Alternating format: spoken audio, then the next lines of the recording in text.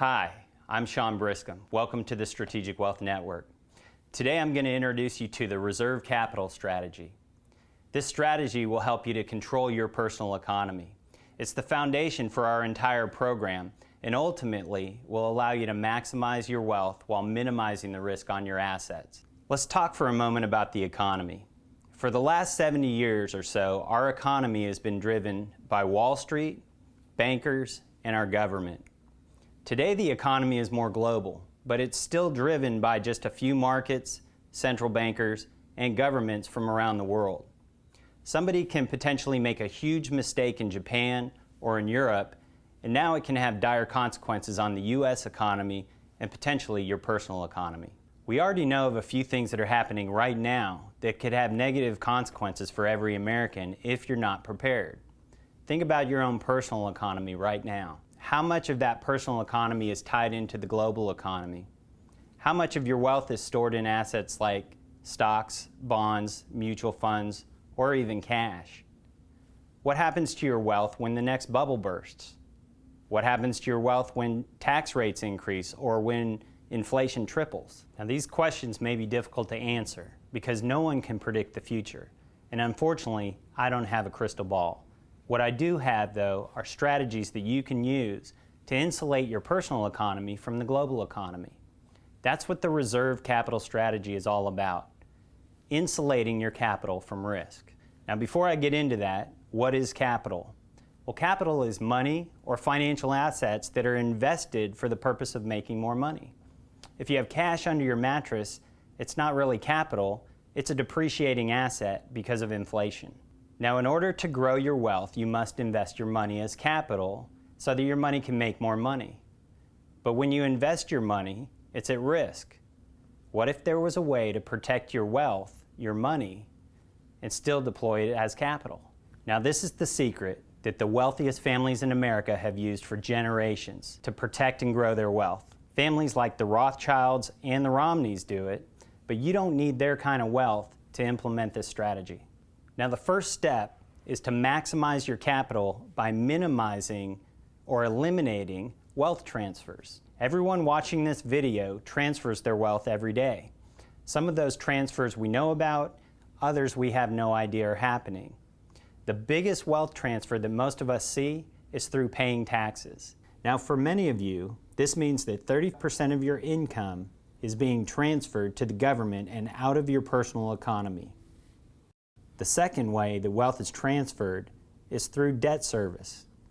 According to the National Association of Mortgage Brokers, the average American allocates 40% of their earnings to debt service. That's home loan debt, car loan debt, credit cards, student loans, etc. Now, the third way that we transfer wealth out of our personal economy is through our lifestyle. These are living expenses like vacations, transportation, Starbucks, whatever we want to spend our money on to support our current lifestyle. What is this number for you? For a lot of people, it's around 20% of their income.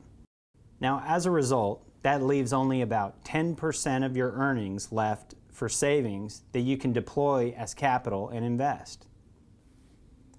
These transfers of wealth are lost capital potential, and once they're gone forever.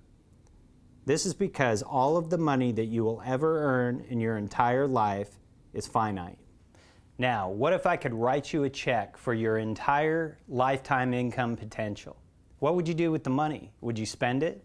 Of course you wouldn't. You would save it and then deploy it as capital into investments. Well, what kind of money are we talking about? Let's take a look. We have a 42-year-old male who wants to retire at age 65, and he makes about $150,000 a year.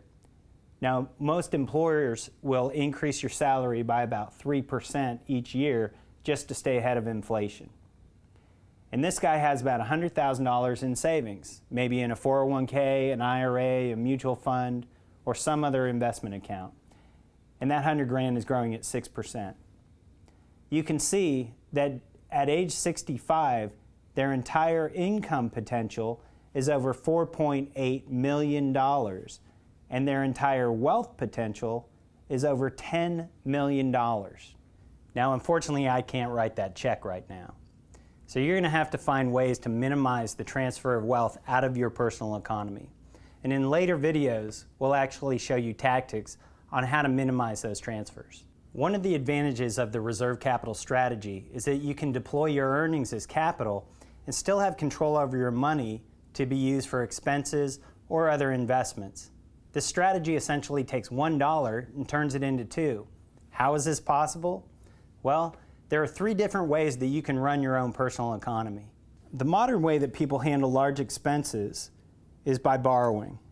These are typically debtors. They work to spend. They don't have capital working for them because they can't save. When expenses come up, they typically borrow money and slowly repay the loan using their future income. They always pay interest. This cycle of borrowing and repaying continues, but they're always working just to get back to zero. The traditional way that our parents and grandparents handled large expenses is that they saved their money. When they had a large expense come up, they emptied their savings to pay for it, or, quote, drained their tank. As savers move through their life, they're continuously going through cycles of filling their savings tank and then draining their tank. Every time they have a big expense, their tank is drained and they return back to zero. The third way is to be a wealth creator. These are people that save as much of their money as possible, and then they collateralize their wealth when they need to make a big purchase. This is what the wealthiest families in America have done for generations. So how does this work? Well, you may have already done this and not even realized it by borrowing from your 401k or against your home in a home equity line of credit. All you're essentially doing is collateralizing that asset and taking out a loan against it. The idea is simple. You build up your reserve capital account, it earns uninterrupted compound interest, and when you have a large purchase or maybe even an investment, you use the account to secure a loan to make the purchase. Now, I know what you might be thinking. Won't this just make me a debtor? Well, not if you do it the right way. In fact, the interest on your loan can be the same as the interest rate that you're earning on your savings, and you'll still come out ahead. How can that possibly be? Well, it has to do with the difference between compound interest versus amortizing loans. Let's take a look at this example. Let's say you can borrow $50,000 at 6% for 25 years. Over the course of the loan, you will repay $46,645.21 in interest, because over the course of the loan, the principal is reduced when you make payments. If you had that same $50,000 in a savings account that earned 6% interest, over the course of 25 years, you will earn $164,593.54 in interest, because the principal increases over the term as interest compounds. And so let's look. You've earned a total of $164,593 in interest. Your loan interest is $46,645.21. The net gain to you is $117,948.33. Plus, you still have the original $50,000 in your reserve capital account. Now imagine if you had just spent that $50,000. You'd be out the $50,000 plus the opportunity to earn all of that interest. That's why being just a saver is not necessarily the best way to build long-term wealth. There are a number of different accounts that can be used to employ this strategy. You can use a savings account or a CD. You can use a qualified account like a 401k, IRA, or mutual fund. You can even use your stock portfolio and take out a margin loan. You can also do a home equity line of credit, or you could use permanent life insurance. When you're looking at building your reserve capital account, though, you have to look at 4 key characteristics. How safe is the account? How liquid is the money in the account? What is the rate of return? And then ultimately, how is that money going to be taxed? So when you look at a savings account or a CD, it's a very safe account for most. It's a very liquid account. But what is the rate of return on savings or CD today? Less than 1%? And ultimately, how is that taxed? Well, it's taxed as earned. So the more interest you earn on that account, the more you're taxed on it. Qualified accounts aren't much better though. 401ks, IRAs, and mutual funds, how safe is that money? Can you lose the value of your account? How liquid is the money? Can you get access to it whenever you want to? Well, actually, you can't touch those accounts until you're 59 and a half without penalty. What's the rate of return on those accounts? Well, if you're seeing the yo-yo effect of the market, it could be dismal. And then ultimately, how is that account taxed? It's taxed as ordinary income when you pull it out in the later years. If you look at a home equity line of credit, though, it's not much better. Can you lose the equity in your home?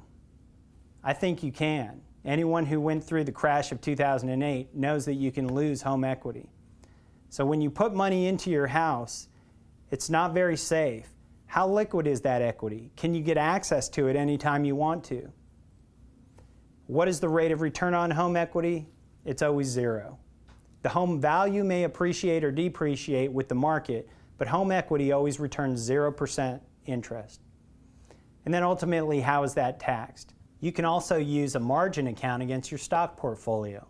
But again, you have to consider, how safe is your stock portfolio? Can you lose value? How liquid is that account?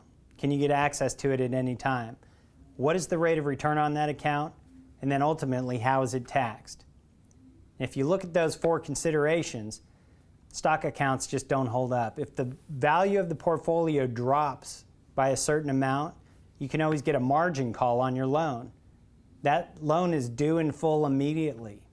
While many accounts might work as your reserve capital account, obviously there are some that work better than others. In permanent life insurance, the life insurance company pays an annual dividend. That dividend is added to your cash and is guaranteed. You never lose that money. So from a safety standpoint, there is no better account, in our opinion. From a liquidity standpoint, the insurance carrier guarantees loans against that account. You just simply use your reserve capital account as collateral for a loan that is given to you by the insurance company. And that's guaranteed, so it's highly liquid. The typical rates of return inside a permanent life insurance policy are determined by the dividend that the carrier pays. Those rates can vary, but they are guaranteed not to go below a certain number. And of course, every year, any dividends that have credited to your account are locked in and guaranteed and are part of your principal, never to be lost. So again, when we consider the four criteria, safety, liquidity, rate of return, and taxes, permanent life insurance satisfies all of those criteria the best. Your money is safe from loss and guaranteed. It is completely liquid when you use the loan provision. Your money continues to grow and compound at good competitive rates and guaranteed not to go below those minimum rates. And again, if you use the loan provision in the policy, all of the money that you're taking out in the form of a loan is considered tax-free by the government.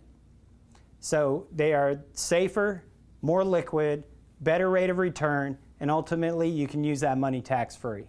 Now the secret is to properly structure the contract so you can stuff as much cash into the policy as possible while minimizing those expenses and charges that typically come with insurance. Now over the lifetime of the contract, those fees and charges and expenses are going to come to generally right around 1% of the total amount of cash value that you've accumulated. Now this is where it gets really good. Once you collateralize that account, you have unlimited access to spend that money tax-free or to reinvest it while still earning uninterrupted compound interest on all of your wealth. Let's see what that looks like. In this example, we're showing someone who is saving $1,000 a month or $12,000 a year. And let's say that at the end of 6 years, they've accumulated $83,704 and they want to invest that money. If they were to invest their own cash, they would drain the tank and have to start saving that $12,000 a year or $1,000 a month all over again, only to drain the tank again when they want to make another investment. So this red chart shows what happens to your wealth when you interrupt the compounding. The green chart shows you what happens to that same amount of money if it enjoys uninterrupted compound interest. If you were to add that $12,000 a year to your reserve capital account and let it enjoy uninterrupted compound interest, at the end of 30 years, it will have grown to $1,017,620. But by draining your tank every 6 years and investing that money, you're interrupting the compounding of that wealth, which turns out to be a $1 million mistake. Now, what can you do with that money? Well, that's where it gets really interesting. You can use that money to pay for cars, college, weddings, or you can deploy that capital into productive assets. Now, do we suggest that you borrow against your policy and go to Vegas? No, absolutely not. But there are other things that you can do with that capital that are more productive. So, what's the catch? Well, first you have to qualify for the insurance, which means you have to take a medical exam. There are also government rules and regulations. Insurance is the most highly regulated industry on the planet, and as such, we have to follow the rules of the game. Now, everyone's personal economy is going to be unique, and everyone's goals are different. So the best way to take advantage of this strategy is to make sure that you're sitting down with an advisor who understands how to structure these contracts properly. I sat down with Brandy Jo Newman of Personal Economics Group. She shows her clients every day how to implement the reserve capital strategy. Why is life insurance so great? But what we're able to do with how we build these policies and how we strategically maneuver the money through these policies into these other opportunities, we're able to create more with essentially the same dollars. So with this particular strategy, we're able to be flexible, we're able to maneuver around some of the tax consequences. We're not talking about tax avoidance, but we're talking about being flexible. We're able to position a client to where they can not only enjoy their money today, but save for tomorrow. And of course, my big thing is secure the next generation. When we talk about this particular strategy, it's not about walling off money for 30 or 40 years down the road, or even giving it to someone else. Sure. You get to enjoy it from day one. So now you can see that the reserve capital strategy is really the best way to capture and control the wealth that's flowing through your personal economy and still have access and control over those assets. I'm Sean Briscom. Thanks for watching the Strategic Wealth Network.